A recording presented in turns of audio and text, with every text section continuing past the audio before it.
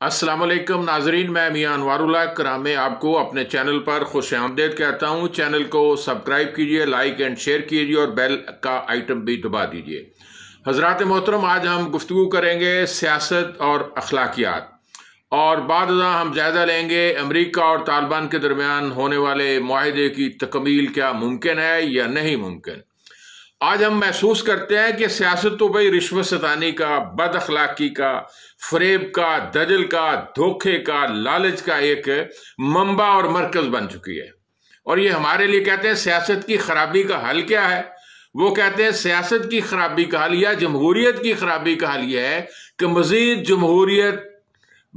जमहूरियत और जमहूरियत, बार बार इंतखाबात के नतीजे में सियासत का जो गंद है, जो गलाजत है, जो खराबी है, वह खुद प्रोसेस ऑफ एलिमिनेशन से दूर हो जाती है। आजकल सेनेट के इलेक्शन का दंगा बज रहा है और आज 3 मार्च है और सेनेट का इलेक्शन मुनक्कद होने जा रहा है, और जहां बहुत सी रिश्वतस्तानियों की दास्तान है। पहले मुझे और आपको इल्म है कि एक सूबाई असम्बली के मेंबरान के बिकने की, फरोख्त होने की, ज़मीर फरोशी की एक वीडियो आई थी। अब दोबारा मैदान में मोहतरम अली हैदर गिलानी की वीडियो मैदान में आ चुकी है। यहाँ वो 4 MNA से मुबैना तौर पर वोट खरीदने की, धोखाधड़ी की, फरेब की, लालच की बातें किए जा रहे हैं। हजरात मोहतरम, ये यूसुफ गिलानी का और शेख हफीज का जो योद्ध या जंग मैदान में लड़ी है, इसने मुल्क की सियासत के अंदर एक हलचल सा, एक धमाका सा, एक दगदगा, दबदबा सा पैदा कर दिया है, जिससे अहले सियासत भी परेशान फिक्र हो गए।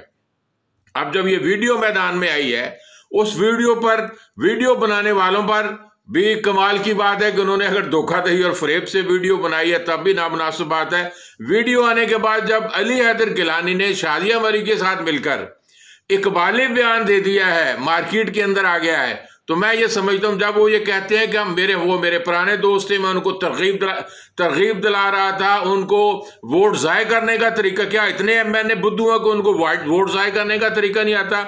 उन्हें यह बताया जा रहा था कि आपने जब अपना वोट कास्ट करना है, अगर आप हमारे साथ ज़हनी तौर पर मिल गए हैं, ज़मीर को हमारे सुपुर्द कर दिया है, तो आपने उस वोट को तय लगाते वक्त जो काइट वोटिंग के तरीक़ेकार है, यानी इस तरह आपने वोट को तय करनी है ताकि हम महसूस कर सकें कि ये आपका वोट है। और दूसरा तरीका यह है कि जब आप वोट कास्ट करने लगें और फिर अगर आपने वोट ज़ाय करना है, वोट ज़ाय करने का तरीका भी बताया जा रहा है कि इस तरह से आप करें कि दोनों तरफ जो हम आपको मुख्तस निशान देंगे, 11 का, 12 का, 15 का, आपने वो दोनों तरफ लगा देने हैं ताकि हम पता कर सकें, आइडेंटिफाई कर सकें कि वाकईतन आपने अपनी कमिटमेंट के मुताबिक या अपने हमारे दिए हुए खर्चे के मुताबिक आपने वोट दिया। कितनी हमारी बदकिस्मती, बदबख्ती है कि आला सतह के लोग जो यहाँ मुल्क के अंदर बरसरे इक़्तिदार रहे हैं, जिन लोगों ने मुल्क की बागडोर संभाली है, वो इस हद तक निचली घटिया सतह तक पहुंच गए हैं, बदअखलाकी के आखिरी किनारे तक,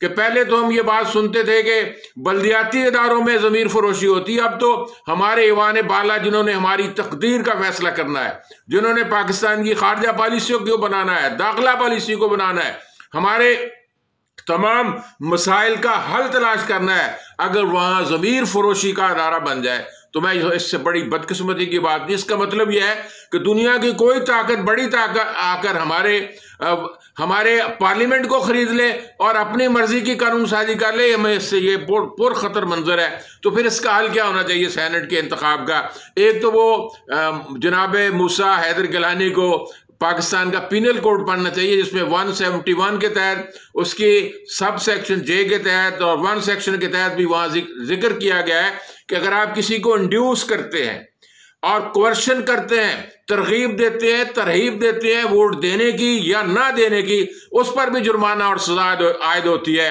और फिर अगर आप मजीद उस पर इंड्यूस करते हैं, पर्सोनिफिकेशन करते हैं, तलबीस करते हैं, कोई और आदमी बनकर वोट डालता है, तब भी उस पर जुर्माना और सजा है। 1 साल यानी 5 साल की सजा भी है, जुर्माना भी मौजूद है। तो मैं समझता हूं कि ये मूसा हैदर गिलानी को पहले वो किसी और मोहब्बत के आशियाने में गुम हो गए थे, अगवा हुए थे, अब उन्हें ये एहसास करना चाहिए। मैं समझता हूं कि अगर किसी फर्द का फर्जंद अर्जुमन वोट खरीदता हुआ पकड़ा जाए तो उसे आज खुद मैदान सियासत से निकल जाना चाहिए। लेकिन यहाँ हमारे यहाँ कोई बहाना नहीं चलता।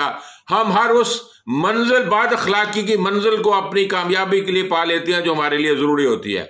और फिर एक बड़ी दुख भरी बात है कि जनाब जस्टिस काजी फ़ायद ईसा ने जो बयान दिया है वो अल्फाज का चुनाव दुरुस्त नहीं कर सके। वो कहना मुमकिन है, ये चाह रहे हैं कि वो पाकिस्तान नहीं है जो मेरे बाप ने और मोहम्मद अली जिन्ना ने जिसकी काविश की थी, जिसको बनाया था, जिसकी तख्लीक की थी, ये वो पाकिस्तान है जो मुझे गटर लगता है। मैं समझता हूँ बहरहाल पाकिस्तान हमारा वतन है, हम मुहिब वतन शहरी हैं, हमें इसको बेहतर बनाने के लिए ज़रूर कोशिश करनी चाहिए, लेकिन पाकिस्तान को गटर से ताबीर करना इंतहाई नामुनासिब बात है। इससे ज़्यादा मैं बात करने के लिए तैयार नहीं है। अगली बात यह है कि अमेरिका और तालिबान के अंदर जो मुआहिदा हुआ था कि 14 माह के अंदर अंदर तालिबान अफगानिस्तान में रहेंगे और अमेरिका अपनी अफवाज को नेटो अफवाज के साथ लेकर निकल जाएगा। बेशक वो 13,000 के करीब 2500 के करीब अमेरिकी फौजी हैं, नेटो के हैं, बाकी उनके साथ जो लवाजमात होते हैं अफवाज के पास, ड्राइवर हैं, कंडक्टर हैं और लोग हैं, वो 10,000 के करीब है। अब अमेरिका की नीयत के अंदर मुझे फतूर और ख़राबी नजर आती है। पहले जियो बाइडन ने यह बात कही थी, अब उनके डिफेंस सेक्रेटरी ने यह बात की है, लेकिन पाकिस्तान का इसमें उनको मशवरा यह था और उनकी इंटेलिजेंस एजेंसियों का भी उनको मशवरा है कि अब तालिबान पहले से ज़्यादा मजबूत हो गए। तालिबान ने यह कहा कि जो हमारे 5,000 बंदे आपने छोड़े थे और 1,000 हमने अमरीकियों को छोड़ा था, यानी अमरीका के जो मोहब्बत करने वाले लोगों को छोड़ा, उससे 6,000 घरों के अंदर रौनक और खुशहाली आई थी। हमें बाकी मुआहदे पर भी मिन्नवान कुलियतन अमल कर लेना चाहिए। और उन्होंने ये भी अपील किया है कि जिन लोगों ने ये मुआहिदा कराया है दोहा के अंदर, कतर के अंदर, वो अफ्रीकन जो है वो आगे बढ़ें और अमेरिका को मजबूर करें कि वो मुआहिदे की तकमील के लिए पूरी तरह अपने आप को तैयार हो जाए। और फिर तालिबान ने यह भी कहा है कि इससे हम मुस्बत पहलुओं से हम इनकारी नहीं है और पाकिस्तान ने यह तजवीज़ दी है अमेरिका को ज़ल्म खलील की आमद भी मुतवक्को अल जज़ीरा टेलीविजन के मुताबिक वो पाकिस्तान का दौरा करेगा, अफगानिस्तान का भी दौरा करेगा, दोहा के अंदर भी जाएगा। पाकिस्तान ने यह बड़ी मुस्बत तजवीज़ पेश किया है कि अगर अमेरिका अपने इनखला को बर वक्त मुकम्मल यानी 1 मई तक मुकम्मल नहीं कर सकता तो उनके लिए बेहतर है कि वो बराह रास्त पाकिस्तान के जरिए या बराह रास्त तालिबान से डायलॉग करे और तालिबान से डायलॉग करने के बाद उन्हें यह समझाने की कोशिश करे कि हम आपसे जो मजीद मुद्दत और मोहलत मांग रहे हैं वो अपने इंतजाम को बेहतर बनाने के लिए बना रहे हैं। हम अमन व अमान को कुलियतन अफगानिस्तान के अंदर देखना चाहते हैं। अगर वो यकतरफा तौर पर खामोशी से, बददियानती से, फरेबकारी से, धोखाधड़ी से अफगानिस्तान की सरजमीन पर रहना चाहते हैं अपने मफादात के लिए, फिर तो मुझे यूं लगता है कि तालिबान पहले से ज़्यादा मजबूत हैं, ज़्यादा फाल हैं, ज़्यादा बाहिम्मत हैं, उनका हौसला बढ़ा है। तो फिर अमरीकी अफवाज का, नेटो अफवाज का, वो यहाँ अफगानिस्तान की सरजमीन को अमन व अमान की बजाय वहाँ कत्लो गारत का बाजार गर्म करेंगे। वो अफगानिस्तान के लिए भी बदतरीन, उस कौम के लिए भी बदतरीन हालात होंगे। अमेरिका और नेटो अफवाज की जिल्लत और रसवाई का भी सामान फराहम करेंगे। पाकिस्तान ये समझता है या हमें मैं दुआ गो होना चाहिए बारगाह कायनात के अंदर कि या बारी ताला हमारे ज़मीरों को भी जिंदा कर दे। हम जमहूरी और सियासी मुल्क बनना चाहते हैं, यहाँ से भी रिश्वतस्तानी को, अकबर परवरी को, फरेब को, दजल को, धोखे को, सबको ख़त्म कर दे। हमारी कोशिशें भी इसमें शामिल होना चाहिए। और हमारे इलाके के अंदर अगर अफगानिस्तान के अंदर अमन पर बरकरार होता है तो आपका पता है CPEC का तभी फ़ायदा पाकिस्तान को पहुँचेगा। हम सेंट्रल एशिया की रियासतों तक जाएंगे, रूस तक रसाई करेंगे, चाइना फिर आगे तक रसाई करेगा। इससे पाकिस्तान की जो खुशहाली की मंजिल है वो भी करीब आएगी। हमारे पड़ोस में भी अमन होगा।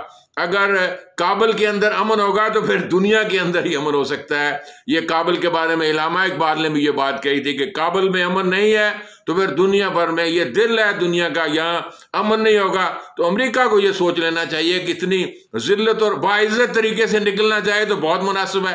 रूस की फौजें भी तो उनका भी इनखला हुआ है। अगर अमेरिका निकल जाता है, अमेरिका बड़ी ताकत है, उसके अपने मफाद दुनिया के अंदर फैले हुए हैं, उसे हौसला हिम्मत से काम लेते हुए, अपनी गलती का एतराफ़ करते हुए, और या यूं समझ लें कि अफगानिस्तान यहाँ इलाके में अमन बहाल करने के लिए अगर वो ये कुर्बानी निकलने की देता है, उसकी जान बख्शी भी होती है और दुनिया भर के अंदर अमन व अमान की फ़ज़ा कायम होती है। वाखिर दाना अल्हम्दुलिल्लाहि रब्बिल आलमीन।